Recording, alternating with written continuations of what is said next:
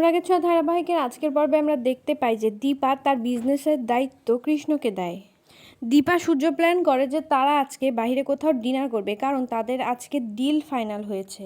অন্যদিকে রূপা তার মায়ের উপর প্রচণ্ড ক্ষেপে যায়, কারণ তার মা কৃষ্ণকে তার বিজনেসের দায়িত্ব দিয়েছে।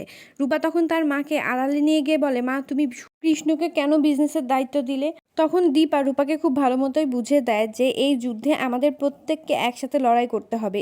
আর আমি যেহেতু কৃষ্ণকে এত বড় দায়িত্ব দিয়েছি, অবশ্যই আমি ভেবেচিন্তেই দায়িত্ব দিয়েছি।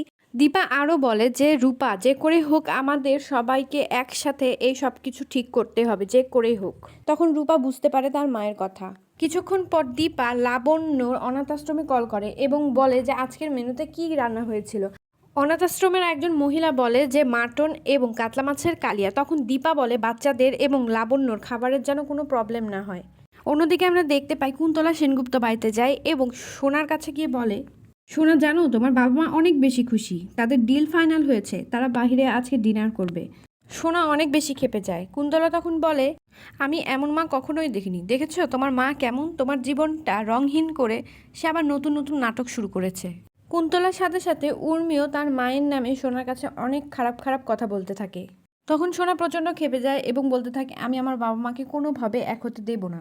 অন্যদিকে আমরা দেখতে পাই দীপা, সূর্য, কৃষ্ণ, রূপা প্রত্যেকেই রেস্টুরেন্টে যায়।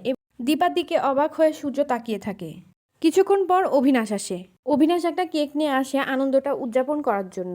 অভিনাশকে দেখে সূর্য প্রচণ্ড খেপে যায় এবং মনে মনে বলতে থাকে, এই লোকটাকে আমি দীপার পাশে কোনোভাবে মেনে নিতে পারি না। কেকটা যখন কাটা হয় তখন দীপা, অভিনাশ পাশাপাশি দাঁড়িয়ে সবাই একসাথে কেক কাটে।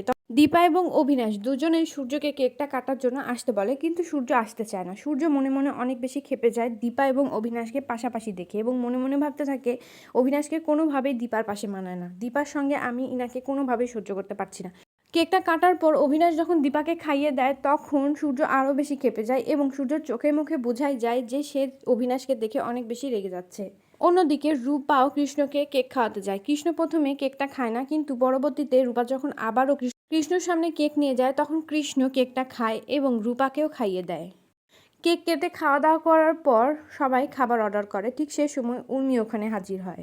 উর্মি কিছু রিপোর্টার্সদের নিয়ে আসে এবং বলে দেয় যে তারা যেন দীপা এবং অভিনাশকে নিয়ে উল্টাপাল্টা প্রশ্ন করে। তখন রিপোর্টার্স উর্মির কথায় রেস্টুরেন্টে হাজির হয় এবং দীপা এবং অভিনাশকে আজে বাজে প্রশ্ন করতে থাকে। অভিনাশকে রিপোর্টার্স বলে, আপনার পাশে এই মহিলাটিকে, ইনি কি আপনার পার্টনার? রিপোর্টার্সরা অভিনাশকে আরও বলে যে এভাবে লুকিয়ে আর কতদিন থাকবেন, সবাইকে বলে দিলেই তো পারেন। তখন সূর্য প্রচণ্ড ক্ষেপে যায়। যে রিপোর্টার অভিনাশকে এই আজে বাজে কথাগুলো বলছিল সেই রিপোর্টারের কলার চেপে ধরে এবং বলতে থাকে, আপনার ঘরে কি মা বোন নাই? আপনি একজন মহিলা সম্পর্কে কিভাবে এসব কথা বলতে পারেন? এই বলে ওখান থেকে রেগে বাইরে চলে আসে। দীপাও সূর্যর পিছে পিছে আসে এবং সূর্যকে বলে, ডক্টরবাবু আপনি কেন চলে যাচ্ছেন এভাবে রেগে? তখন সূর্য বলে, আপনার একটুকু খারাপ লাগলো না? আপনাকে এবং অভিনাশকে নিয়ে যে ওই লোকটা এত বাজে বাজে কথা বলছিল, আপনার একটুকু গায়ে লাগলো না? তখন দীপা সূর্যকে বলে, ডক্টরবাবু আমি জানি আমি কি, আমার ভেতরে কি আছে সেটা আমি জানি, সেজন্য আমার কোনো কথাই গায়ে লাগে না। আর অভিনাশ আমার খুব ভালো বন্ধু, ও আমার বিজনেস পার্টনার, এছাড়া ওর সাথে আমার কোনো সম্পর্ক নেই। এরই মধ্যে অভিনাশ দীপাকে কল করে। তখন সূর্য আরও বেশি ক্ষেপে যায় এবং বলে, আপনার প্রিয় মানুষ আপনাকে কল করেছে, আপনি রেস্টুরেন্টে গিয়ে বসেন। এই বলে সূর্য সেখান থেকে গাড়ি নিয়ে চলে যায়। দীপা তখন সূর্যের দিকে তাকিয়ে থাকে। এরই মধ্যে উর্মি আসে এবং উর্মি এসে দীপাকে বলে, তুই যতই সব কিছু ঠিকঠাক করতে চাস আমি সব কিছু ভেঙে ফেলবো। তখন রেস্টুরেন্ট থেকে সবাই বাইরে চলে আসে এবং সবাই দাঁড়িয়ে থাকে। তখন দীপা বলে, তুই তেমন ছিলি না, তুই কি কুন্তলার সাথে থেকে থেকে এমন আচরণ শিখেছিস?